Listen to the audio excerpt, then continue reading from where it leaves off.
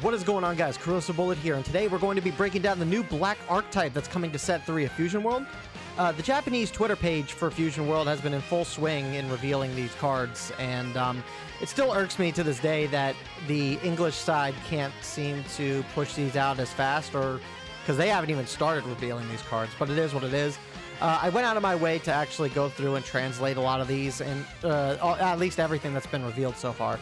And while they're not going to be an exact one-to-one translation, it was kind of easy to kind of determine what some of these effects are actually going to do. So just keep in mind when we go over this that some of these cards, in terms of the translations and what they actually do, may change or look a little different when the official translations come out. But just wanted to at least throw that out there. So if you guys want to see more Fusion World content like this and see these breakdowns more frequently, please consider hitting that like and subscribe button, and I'll try to churn these out as often as I can as they kind of reveal them. But yeah, let's kind of get into it. So first we have GT Goku. So GT is officially confirmed for set 3, and it's going to be coming with the GT Goku into Super Saiyan 4. So on the Awaken side, when he attacks, he draws, and then activate main once per turn for 1 energy. You choose one of your battle cards, and you give it 10,000 plus power until the end of your opponent's next turn, which is really strong because it allows that card to kind of stay like present on the board. It makes it a little bit harder to remove it, which is great. And then if you removed an energy marker with this skill, instead give it 15,000 power. So 15,000 power until the end of your opponent's next turn gives it a little more sustainability on the board for that battle card. Very strong effect. Now, what's interesting is when it comes to using this skill, it's using specifically the energy marker. That's going to be a key feature with black going into this set. And you'll see a couple cards that kind of like use that energy marker as reference or as some sort of manipulation for use of these skills. So you guys will see that being the trend. But I mean, this is a really solid leader. I think this guy's going to be pretty good defensively, and yeah, we'll just have to see what a lot of the other cards kind of look like here. Going into the first couple battle cards that we got. So we have a 3-drop Super Saiyan 3 Goku from GT, 25,000 power, 5k combo.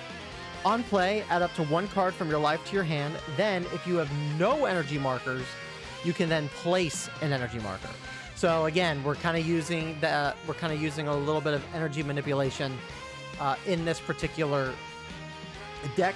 It allows you to get that energy marker back, which I think is great. It's almost like it doesn't feel like it's going to be too oppressive.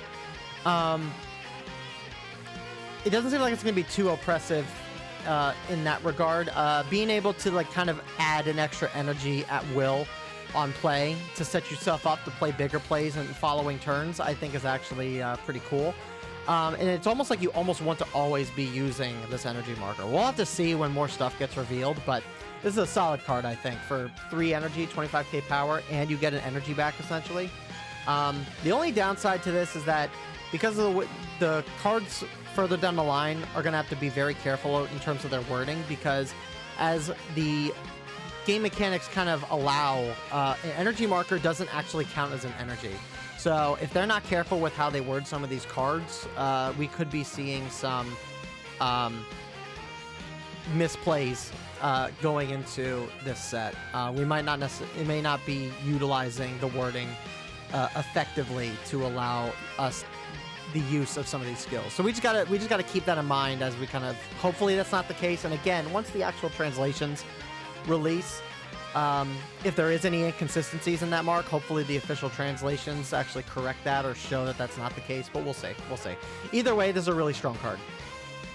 Then we got a 1-drop 5k power 10k combo Giru.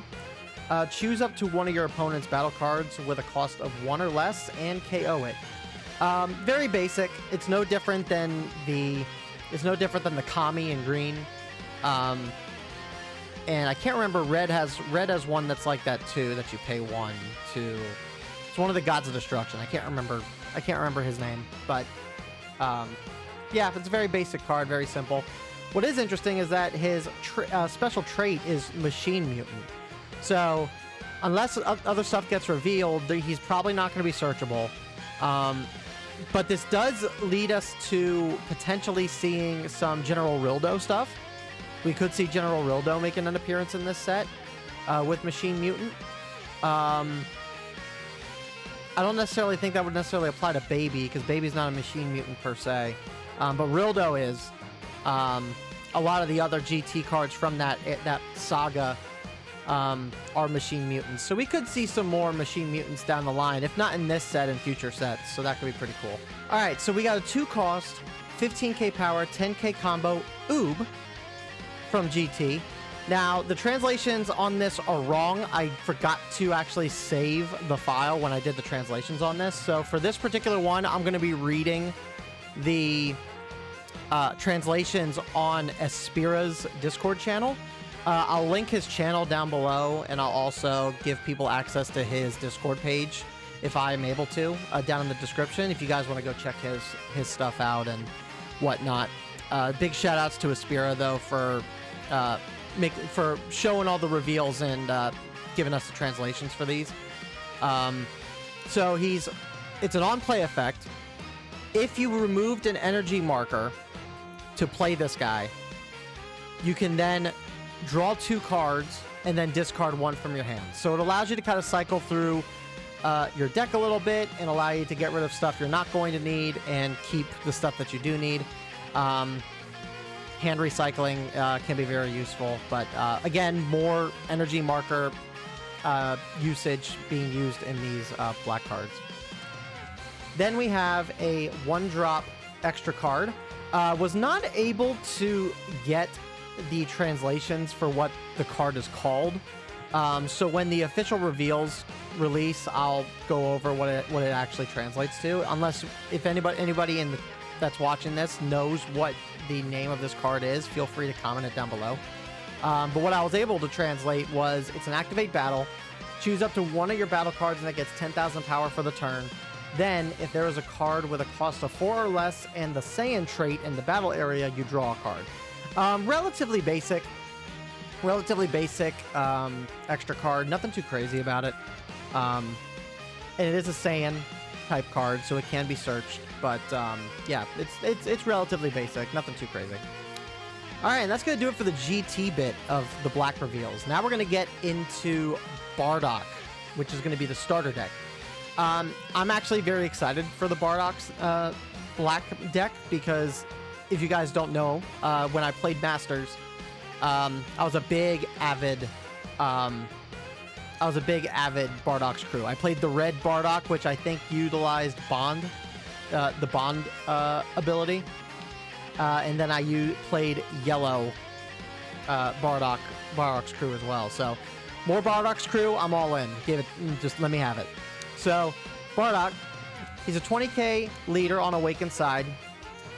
When he attacks, he draws a card, and then he gains 5,000 power for the battle, which is really... So he's kind of a pseudo 25k leader, with a little bit... It's more of an offensive presence as opposed to defensive like the GT Goku leader is, which is really cool. But his Activate Battle ability is actually pretty cool. So Activate Battle... On your turn, once per turn, you can look at the top of your deck, the top card, choose up to 1 battle card with a Bardock's crew trait card, and you can combo with it. Then you place the remaining cards on the top or bottom. So, you look at the top card of your deck. If it is a Bardock's crew card, you can combo with it, which turns him into a 30k, 35k leader on swing, which is pretty strong. And if it's not a Bardock's crew card, then the worst comes to worst, you can either put it back on top if it's something you'll want to pull next turn, or you can put it on the bottom of your deck and, just hope that you pull what you need in the next turn after that. You can kind of choose how you want your deck to be set up, which is really cool. This Bardock leader looks pretty crazy to me. And it's only going to get stronger because of other cards that have been revealed. So the SR of the starter deck is Super Saiyan Bardock. I feel like this Bardock is underrepresented a lot. I feel like we need more Super Saiyan Bardock in other things besides the card game. But 35k leader, 0 combo, double strike. And then activate main once per turn on your turn. If you have 2 or more cards in your combo area, choose one of your opponent's battle cards and KO it. What's cool is that you can activate this guy's ability when you're swinging with your leader and any other battle card. It's not fully defined by swinging with this guy.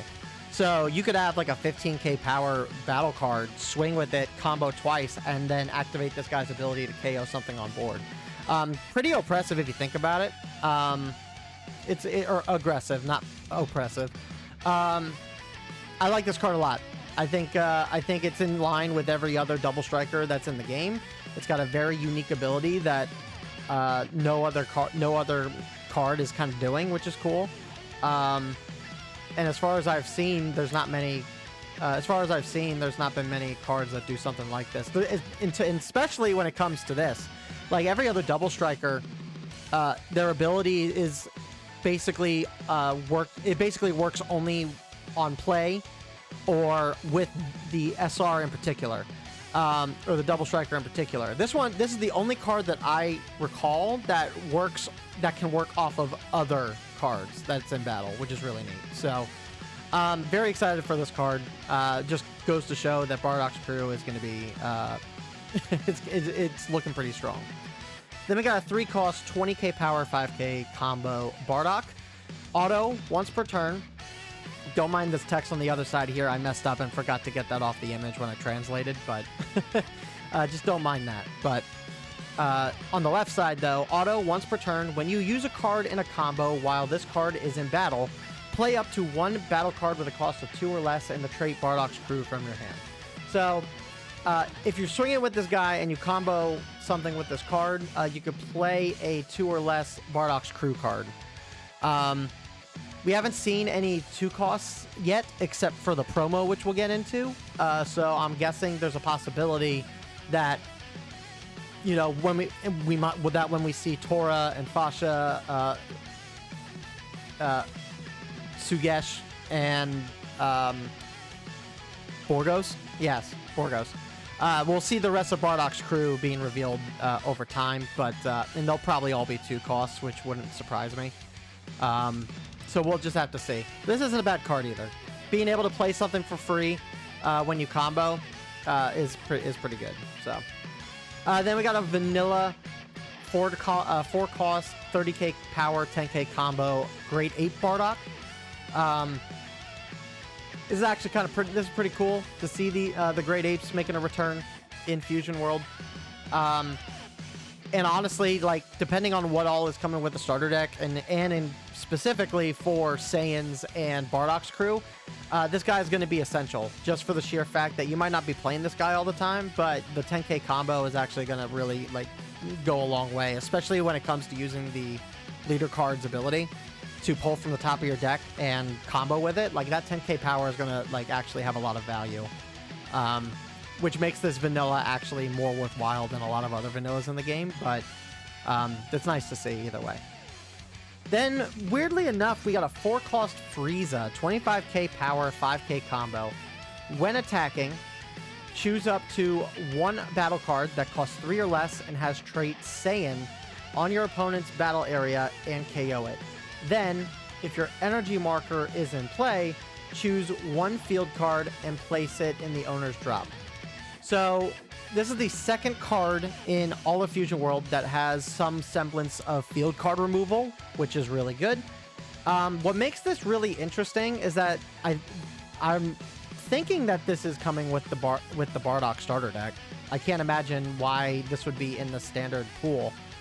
But what's very interesting is that you could technically run this Frieza in yellow Frieza. Because a lot of the effects in Fusion World don't necessarily specify color cost. They usually more or less like specify just energy itself.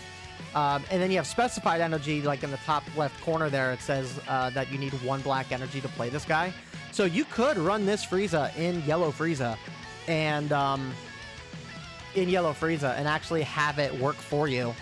You would just have to run a full playset of this Frieza, and you would need to make sure that you have at least one of these Friezas in your energy pool to be able to play them. But this is the first archetype, or I guess characteristic trait type for pre-existing deck that exists. So there's a possibility that if this isn't part of the starter deck, that there's going to be a lot of synergy with black cards in set 3 that work with the other colored decks. So we'll just kind of have to see. We'll have to kind of see what ends up happening with this. But kind of cool that we'll now have some multicolor synergy in some of these other decks, which will be kind of nice. Then for the extra card, we got the Resistance to Fate. This one I was able to translate. But we got, it's 1 energy. Activate battle. Choose your leader or up to one of your battle cards. It gains 15,000 power for the battle. Then, if you have a card in your combo area, draw a card. So this goes really well with the Bardock leader. So you basically would swing with Bardock leader. You immediately gain 5,000. You activate it, which goes to 25,000. You activate his activate battle ability to look at the top card of your deck. You hope to God that it's a Bardock's Crew card with 10k combo. You then play it in your combo area. Takes leader Bardock up to 35k. Then you activate this for 1 energy. Activate this for 1 energy, which takes the Bardock leader up to 50,000. It's potentially just as strong as Blue Vegeta with a lot of the support it got in set 2. And then you still draw a card to replace this in hand. So this is it's a very strong extra card, very strong option for this upcoming starter deck Bardock. I'm very excited to actually play Bardock's Crew, man. Like Bardock's Crew is actually looking really strong. Then we got the promo. This is the 2-drop Bardock that I was talking about to go alongside the 3-drop. So this is the promo card for Volume 3 of the promo packs. He's a 2-cost, 15k power, 10k combo. He's got a permanent skill where while this card is attacking, if there is a card in your combo area, he gains an extra 5,000. So this is cool because you can actually use 0-cost combo cards and you'll still gain 5,000 combo power, which is really cool. Now, obviously, you may not always want to do that, but I mean, either way, no matter what card you use, you're gaining 5,000 extra on top of whatever combo card you're using. So, so even like using a 0-cost combo card has benefit in this particular play. And then on play, you can add up to 1 life to your hand. So he's a Self-Awakener as well. So I think he's a very good promo card. Probably will get a lot of use. Promo cards are one of those things right now where, like, I think there's, like, some select cards that are actually very decent and can have some usability, but there's a lot of promo cards that you don't really see a lot of use for. And I'm glad to see that black being a new archetype and a new color being added to the game, that the first black promo card is actually going to have some use, especially in Bardock, the Bardock deck. So that's pretty cool. And then last but not least, we got a super combo in Grandpa Gohan. He's an Earthling. Gains an extra 10,000 power. He's no different than every other super combo. He's just Grandpa Gohan. I will say it's nice to see Grandpa Gohan getting some use. Like, I got a soft spot for Grandpa Gohan, so it's nice to see that he's getting a little. He's just present, you know. It's just nice to see. So that's gonna do it for all the black reveals so far. I'm actually pretty excited for black. I think black is going to be a solid color, at least from what we've seen so far. And it's nice to see that we're going to get 2 different black decks with varying different abilities. One utilizing combo and the other utilizing energy markers. It's really cool. Really cool. I cannot wait to see more about that. And the fact that, in one last note, and I'm just thinking about it off the top of my head, what's also really cool too with the whole energy marker manipulation is that it actually gives energy markers like a reason to exist outside of just being, oh, the second player gets an energy marker. I think it's really cool that you have all these gold foiled like special energy markers that you win from tournaments and from locals and stuff like that. And now, like, there's actually a reason to show off that shiny piece of cardboard if you're going first, because now in black, you're able to make use of those energy markers, even if you don't have one. So I think that's cool. I think that's really cool that you can get some use out of that. So anyway, that's going to do it for this video, guys. Thank you guys so much for the love and support. As always, I will see you guys all in the next one. Like and subscribe for more, and I'll see you in the next one. Peace.